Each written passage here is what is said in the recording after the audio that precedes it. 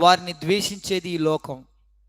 ఎవరైతే మంచి మాటలు చెబుతారో వారిని ద్వేషించేది ఈ లోకం.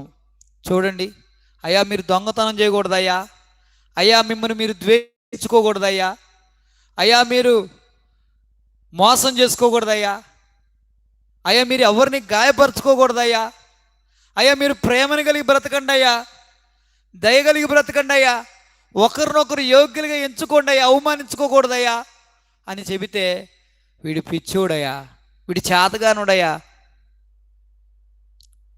కొడితే ఒకటి కొడితే 2 కొట్టాలి కానీ వీడు కొట్టొద్దంటాడేంటి?